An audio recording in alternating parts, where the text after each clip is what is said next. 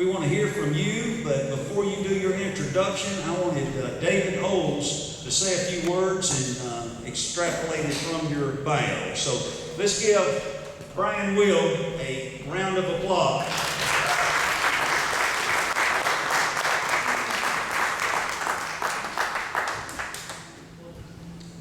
Brian Wills is a veteran of both the Air Force and the Army after he enlisted at the age of 17 while still in high school.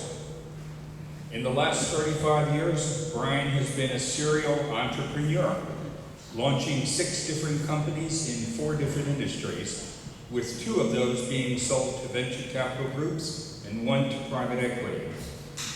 In the last 20 years, Brian has also been a best-selling author of 4 books and a business consultant to both private and public companies, focusing on financial analysis and operational efficiency.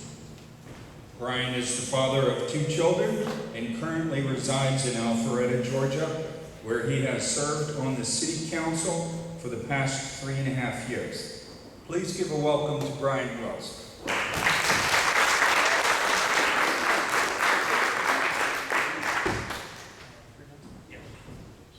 How's everybody doing? He took my whole opening speech away, so thank you. Kidding. Listen, and it's funny, I grew up in a small town outside of Columbus, Ohio. I tell people it was a small town, and when I say small town, we had kindergarten through 12 in the same building. This gymnasium reminds me a lot of the gymnasium I grew up in. And I did enlist in the Air Force because I didn't have an option to go to college. But I will tell you that the military probably changed me for the better and got me headed down the right path in life. I have done a lot of things in business in the last 35 years, from owning businesses and selling them and doing consulting, writing the books. Of my 4 books, my first one was on overcoming childhood trauma, because that is my story. And then I wrote books on business, finance, and negotiation. Spent a lot of years in consulting. Today I own some restaurants, I own a real estate company. I ran for city council 4 years ago because I was watching what was going on in Alpharetta, and I didn't like what I saw. And I ran on a campaign platform of responsible financial management of taxpayer dollars. That was 4 years ago. Today we call that Doge. And so what we want to do in my candidacy is bring Doge to Georgia, and we're calling it Georgia Doge. And Doge is really about transparency. It's about transparency in the money. Where's it going? Who's getting it? How much are they getting? And what are they getting it for? And I can give you example after example of what's happening in the state, but I can tell you in the city of Alpharetta, we saved millions of dollars by cutting contracts and cutting consulting fees. We had a bathroom they were going to build in Wills Park that was going to cost $1.3 million, buried inside a construction contract. And nobody looks at this stuff. And so I tore that contract apart, found the $1.3 million bathroom, and killed it. I can give you example after example of what we've done.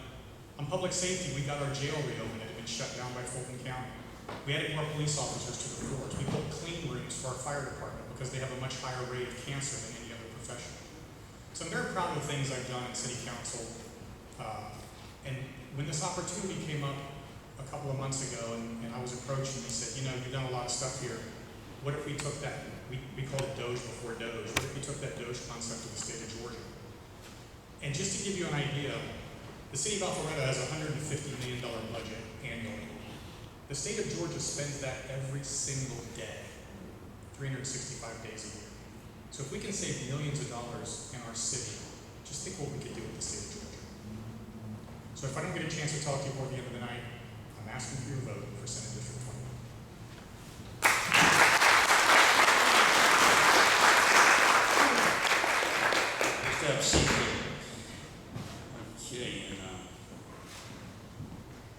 Okay. All right. Stephanie Dunnigan, would you come up, Stephanie? Let's give her a round of applause.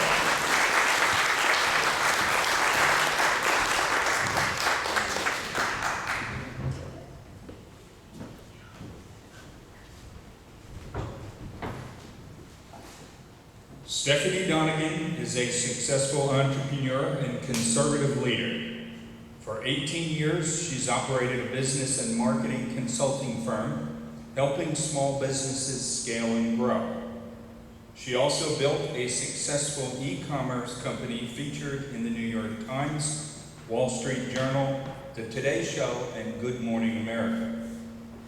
Originally from Birmingham, Alabama, Stephanie was raised in a Christian household. She moved to Georgia in 2019, making her home in Milton. She homeschooled her son for 7 years while building her businesses, serves on the board of directors of HOOVES, a nonprofit providing equine therapy retreats for veterans, and is the executive state director for a conservative organization. As a pro-life constitutional Republican, Stephanie is running to be a fresh voice for Georgia. Not a career politician, but someone who understands real-world challenges and provides real-world solutions. Let's give a warm welcome to Stephanie Donovan.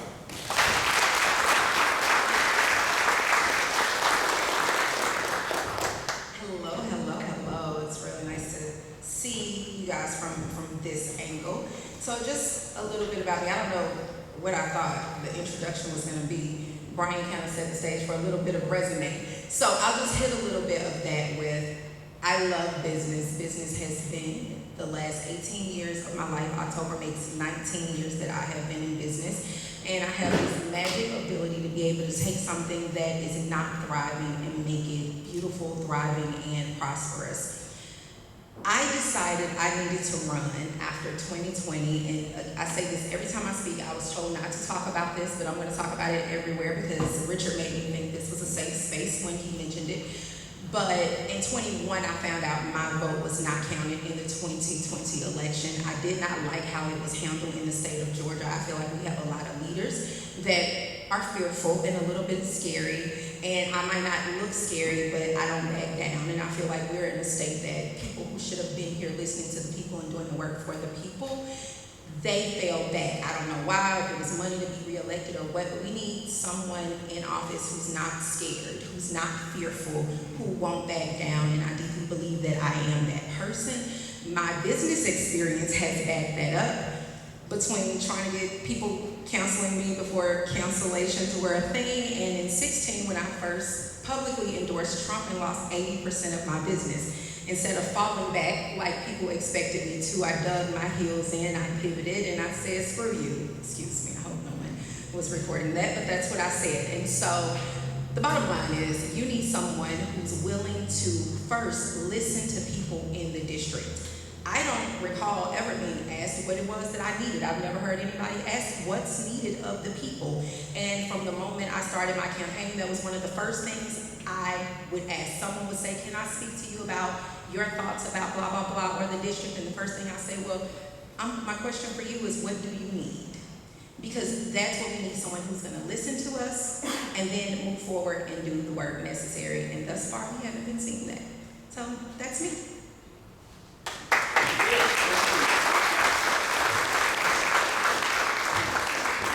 Please have a seat there. And then thirdly, we have Lance Calvert. Come up, Lance, if you would. Let's give Lance a round of applause.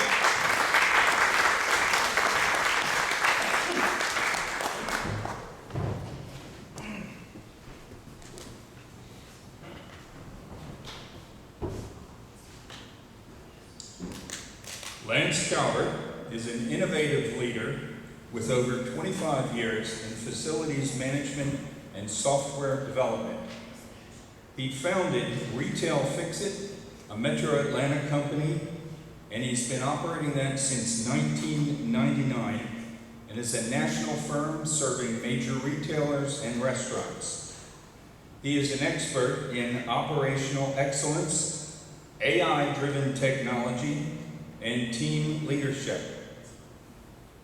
Lance is committed to the community impact and economic prosperity. He's a church leader, a husband, and father of 4, and he's dedicated to Georgia's future. Please give a warm welcome to Lance Calvert.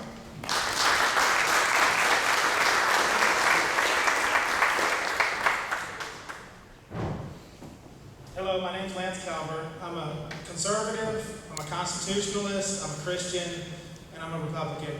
My parents grew up in Marietta, Georgia, so I grew up in Georgia all my life in Marietta. I moved up to Cherokee County when I started having kids. I have 4 children in Cherokee County schools. I've been married for 27 years to Melody.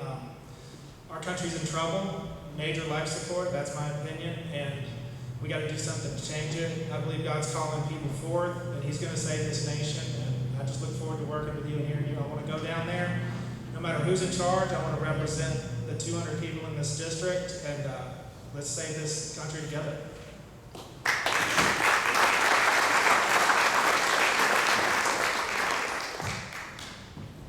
We'll just whoever is called upon, we're going to have a coin toss to see which one goes first, okay?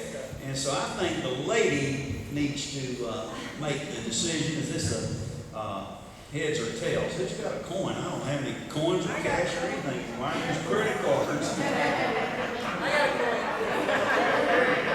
Flip that coin, Shannon, if you would.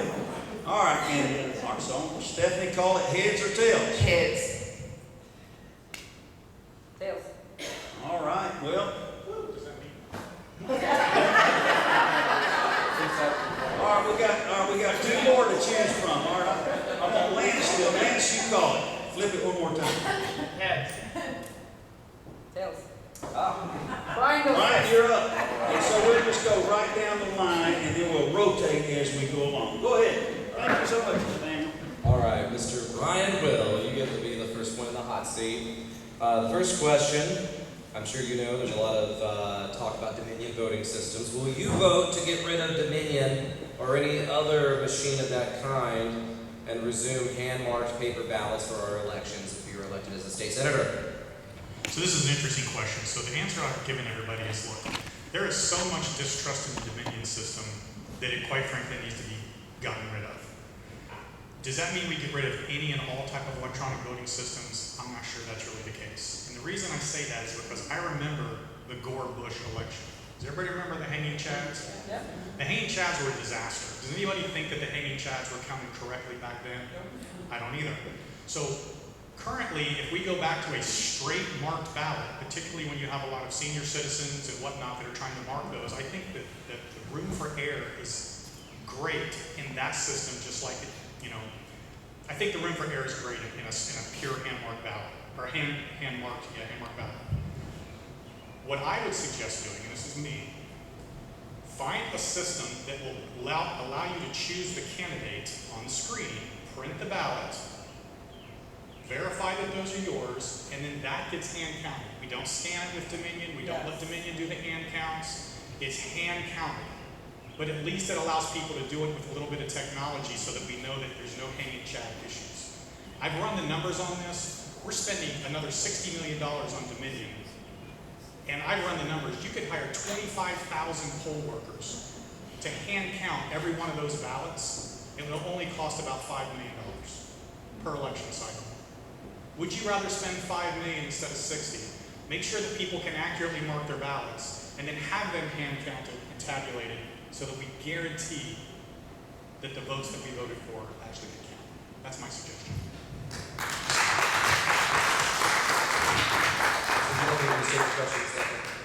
No. Okay. So this is the problem with being second or third, is when your answer will likely be similar.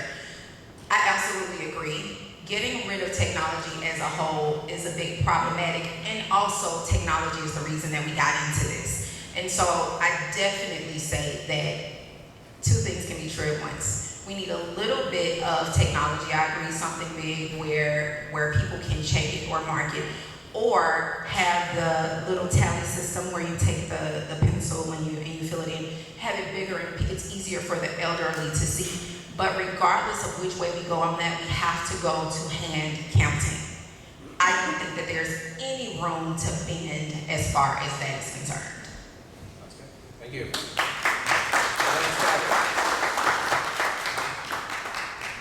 Yeah, thank you. I think Dominion was a disaster. I think it was a sinister plan for the whole nation, but we're here to talk about Georgia and getting it out of Georgia. So I think I'll fight hard to get rid of it completely. I was disgusted when I voted after everything we learned on a Dominion machine, to be honest with you.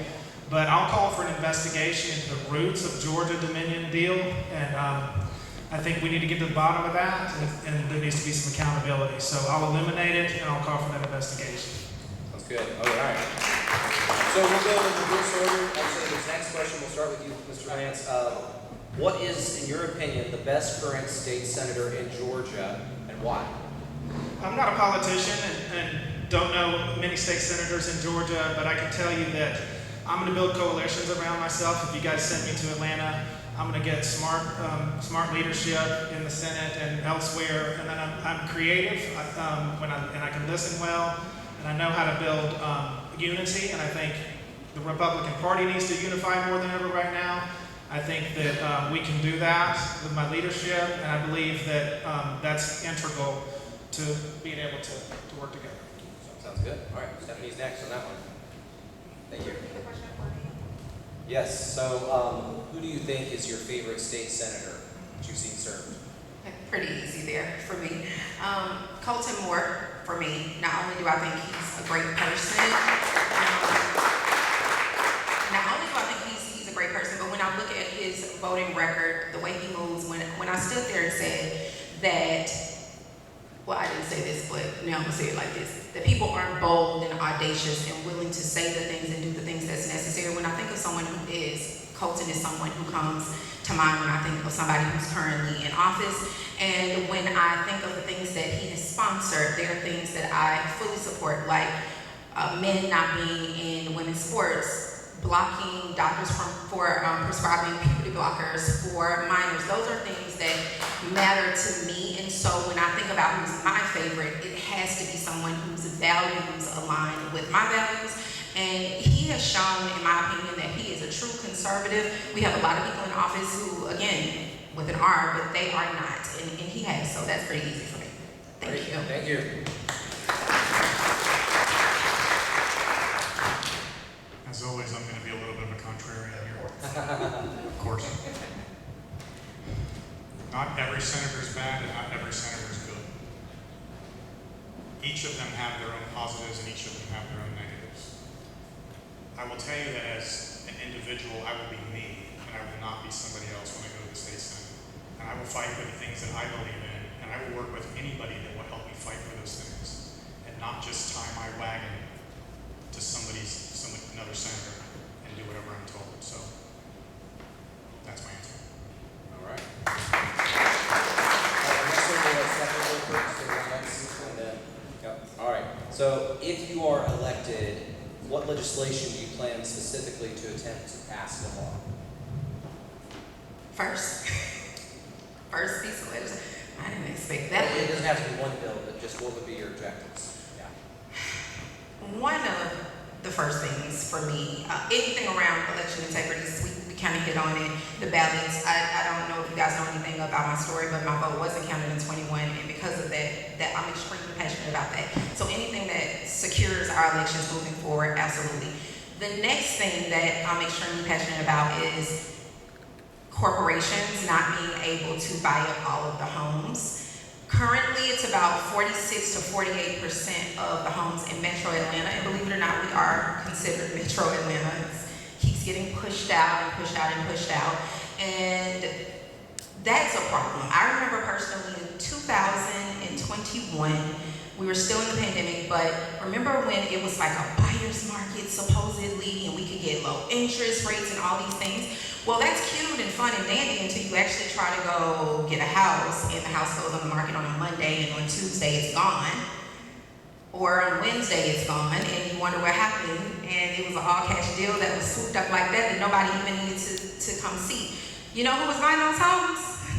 Corporations. And so I believe that there needs to be a piece of legislation, and there is one actually that came up that has not fully passed, but we need to limit the amount of homes, the percentage of homes that these corporations can purchase, because we need to ensure, I think about my 18-year-old who's back there dig in something.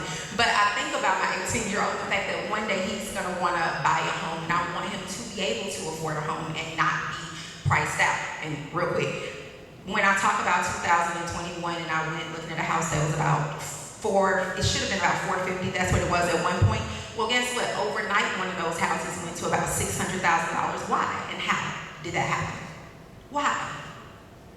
It's a problem, and I think we need to fix it. So if we want affordable homes for ourselves, for our kids, our grandkids, I think we need to do something, and we need to do it immediately. Thank you.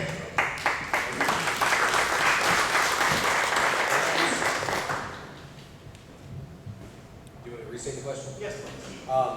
What legislation would you like to see passed if you're elected as state senator? I think we need to go after the money and eliminate the state income tax.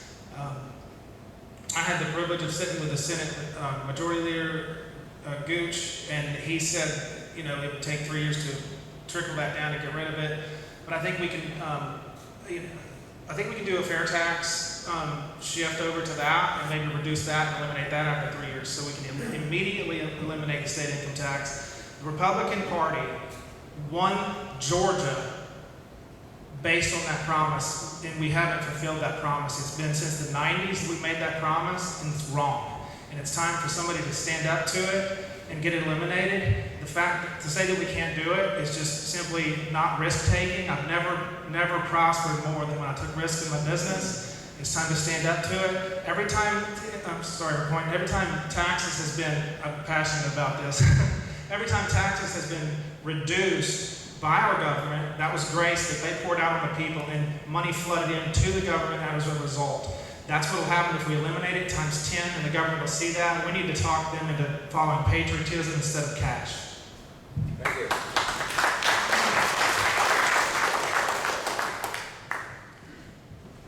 Has anybody ever heard of baseline budgeting? Okay, let me tell you how the state of Georgia works. The reason that 4 years ago we had $26 billion in revenue and $22 billion in spending, and the reason that this year we have $37 billion in revenue and $35 billion in spending went up $13 billion a year, is because we do what's called traditional budgeting. Whatever the budget was last year is a starting point, and then we add to it. Baseline budgeting says that we have to re-justify every expense each year. Re-justifying every expense through baseline budgeting is how you find fraud, waste, and abuse. It's how you get rid of legacy systems that are costing us ridiculous amounts of money that are doing basically nothing. The first thing we need to do under a DOGE effort at the state of Georgia is go back to baseline budgeting. We used to do it, and it kind of filtered away over the years. You go back to baseline budgeting, you start justifying every expense, you find out why we spent $13 billion a year more this year than 4 years ago, and that's where you can start cutting money, that's where you can start cutting expenses, and that's how you take those and apply it to eliminate the state income tax. We can't just eliminate it, that's suicide. You gotta find the cuts first, and that's how we do it. Baseline budgeting is the key to DOGE.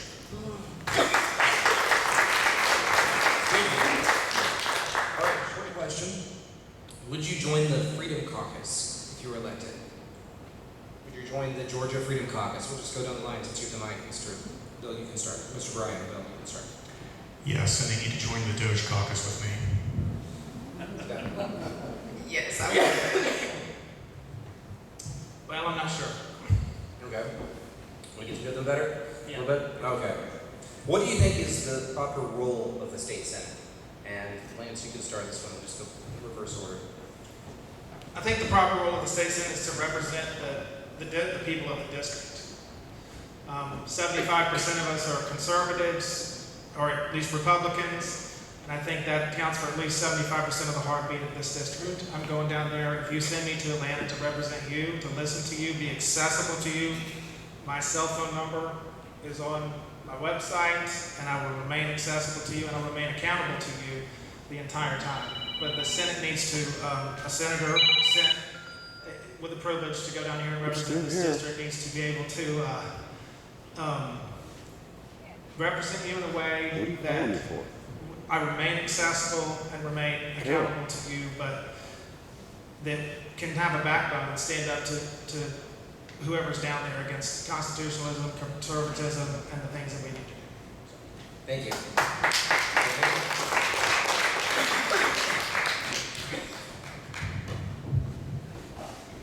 So I think I mentioned this when I was there. I think the first thing is to listen to the people of the district. Ultimately, we are making laws for our district, but the state as a whole, we are either sponsoring or supporting, saying yes or no to what's there. The job is to do what's best for the people who voted for us, the people in our district, to do what is necessary and to create the laws and the bills that support that. So, for instance, if I know the people in my district are pro-life, I would never go down there and vote yes on a bill that allows you to have an abortion at any time or at all. If I know the people in my district are not fond of puberty blockers or the transgender movement that's happening, I would vote yes for something that supported that. So the bottom line is, our job is to create the laws that support what's necessary and needed and desired in our community. And legal, of course. Let me add that part in. Thank you. I love this question. I gotta duck down to see you guys in the back. The state of Georgia has a $40 billion budget. We are nothing more than a $40 billion company. We have 67,000 employees in the state of Georgia.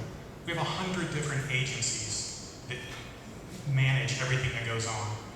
The people that are in the House and in the Senate are essentially the executives that you have hired/voted for to go down to the state and manage that $40 billion, those 67,000 people, those 150,000 rules and regulations. That's their job. Okay, so when you vote for somebody, understand what you're doing is you're sending them down there to manage that big old engine. And what you need to make sure you do when you vote for those people is make sure that you're sending people down there that are going to do the things that you want, that believe the things that you believe, and are going to help get things done. And by the way, you can't go down to the state of Georgia and just do something. Is it weird me stooping down like this? You can't go down there and just do something. I can't sit here and say, I'm going to do this and I'm going to do that, because I can't. You got 180 House members and you got 56 senators. 56 senators.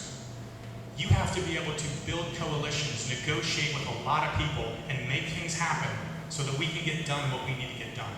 That's the role of the state senate. Manage the state, manage the rules and regulations, and get things done that you guys want done. My head's in that basketball hoop. I know, right? So very few people realize this, but in Georgia we have a state constitutional amendment that requires us to have a balanced budget.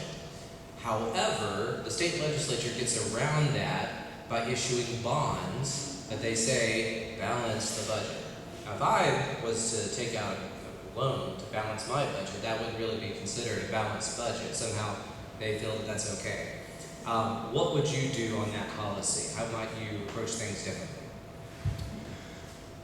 Well, it's interesting because we do have about $65 billion in cash sitting in the bank in what are called unallocated/unallocated funds. We have another $12 billion that are straight unallocated funds that we get to do things with. Yes, they do put money in the bank, just like Apple, which is the largest company in the world, just borrowed $1 trillion because they got it at 2% interest, which is almost free money.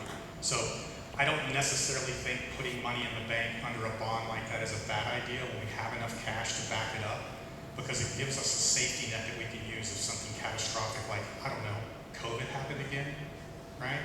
So it's a safety net. It's not costing a lot. We do have a balanced budget. We have a $2 billion surplus, and quite frankly, we could have a much, much larger surplus if we go back to baseline budgeting.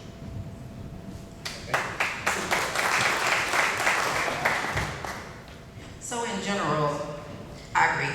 You alone is not balancing the budget. But this is where we're going to go back to what's happening on the federal level, DOGE, knowing where the money is. When we figure out where the money has been spent, what the money is doing here, then we can move appropriately. In general, I'm not a fan of the state of Georgia taking a loan, doing bonds for in order to balance the budget. I'm just not a fan of that at all. Very good.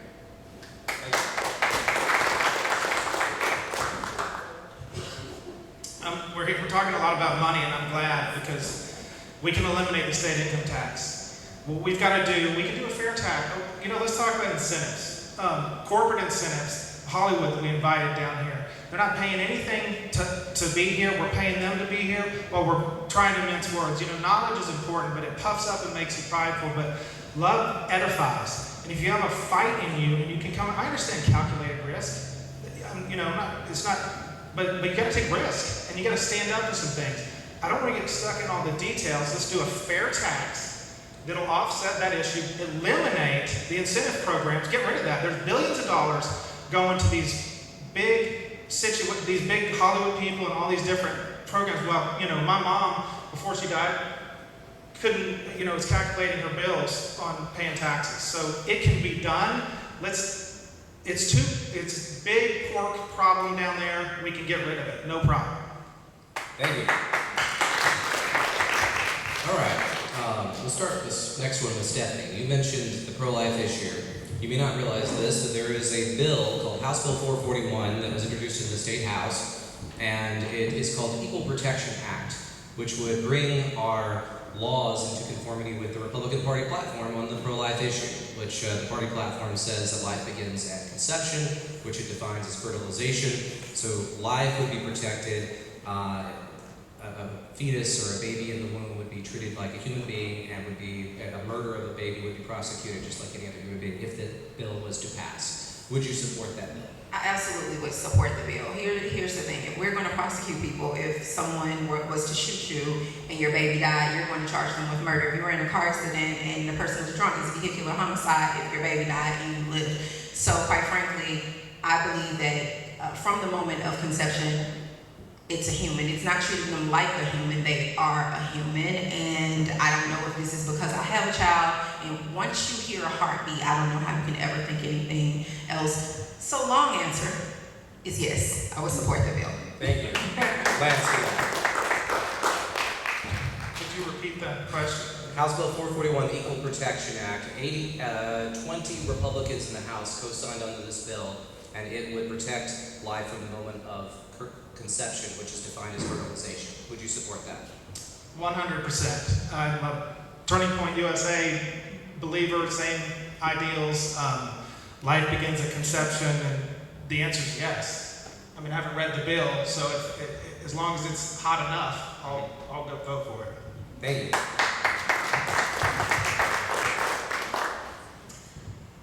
My daughter's 30 years old. She's married, and she's in the adoption process. She's in the adoption process because she would be a high-risk pregnancy. So while I do support the bill in the case of the health of the mother, that would be my exception. I wouldn't risk my own daughter. Okay. Thank you. As a state senator, you're going to be responsible for appointing board members from time to time. Would you vote for all Republicans and Democrats to have an equal share of representation in Cherokee County, or nonpartisan boards are appointed? Why or why not? And we'll start with Lance on this one.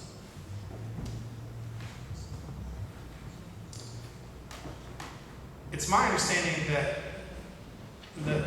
this is a role of the commission, but as a state senator appointing board members, I'm going to represent the majority of this district. If this district is 75% conservative, like I said before, then I would consider reluctantly. I think if you're a modern day, I'm going to be myself, a modern day Democrat, aligning with modern day Democrat ideals, I don't understand putting that person on a board of any kind of authority or power. I think that they've lost their minds. But I understand that I've got to represent my entire district. 75% of the district is Republican, hopefully conservative, and we can have 75% board conservative, 25% Democrat, maybe something like that. Okay, thank you. Stephanie? Okay, so if that's the job of Senate, which maybe I shouldn't admit, I didn't know until the question was asked that was. I think this is a power that's more often exercised by the commission, but sometimes the legislature has some influence on it as well. Okay, so if that is something that we do, I want to be very clear. Someone told me the other day that I'm black or white. I don't have any middle ground, any gray, and I don't. Some people consider it a problem. I think it's beautiful. Depends on how you choose to look at it. Where we are currently, and that's important to say, where we are currently as a country and as a state, I would not make a nonpartisan board. I would make sure it's conservatives with conservative values.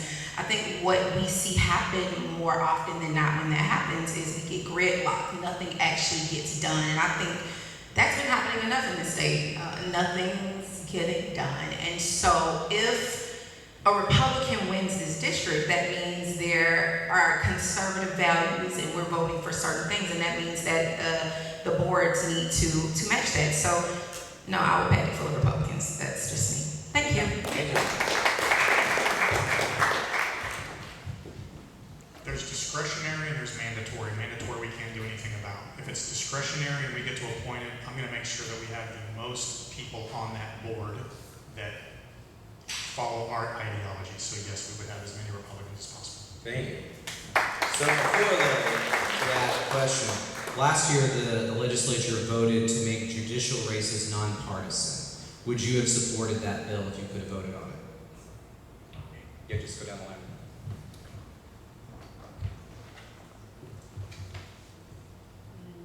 No.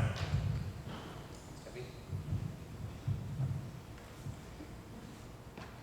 Repeat the question one more time. I want to make sure I'm Last year, understanding. the legislature voted to make judicial races nonpartisan. Would you have voted for that bill?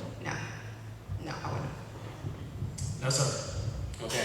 There is another bill that's been proposed that would allow counties to make their commission races nonpartisan. Would you support that bill?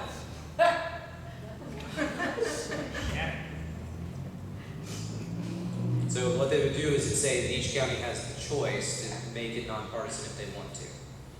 Would you support a bill of that sort? No. Going back up? I mean, clearly I'm shaking my head no already. Absolutely not.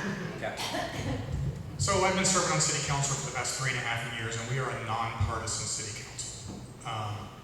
And to be very honest, it has worked extremely well, and R's and D's have never got involved in our decision making. So I'm not opposed to it at the county level. I think the county should have their own discretion whether they want to make that rule or not. Okay. Good, that's the best. All right. Closing statements. Each one of y'all would like to make a closing statement. We'll start with Lance and go back to Mr. Ryan Will. Well, thank you to the GRA and Richard and Nathaniel and Brian and Stephanie and all of you guys. Thank you for coming out. Somebody told me, forgive me, who it was, said we need to pack these things, and I agree with that. So, but I thank God that we're here, right? And I'm privileged to be up here and standing before you guys, and it's an honor. And if you guys send me down to Atlanta, I'm going to represent you, and I'm going to represent what God started through President Trump to turn this country around. He's going to do it. It's going to happen. But people are going to have to come forward. They're being called forward. So if you send me down there, I'm going to represent you, and I'm going to stand up to the establishment.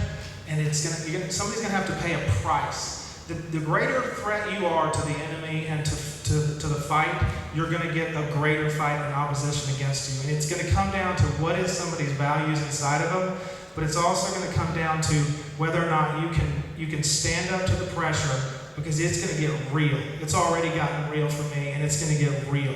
And if you can discern and understand that, that'll be validation that you're doing the right thing. And if you can understand that opposition is validation that you're doing the right thing, then you'll keep going because you understand things. And so there's going to be pressure. It's going to be intense, especially if you're a threat. And there needs to be a threat because things need to change dramatically. Thank you. Thank you guys very much.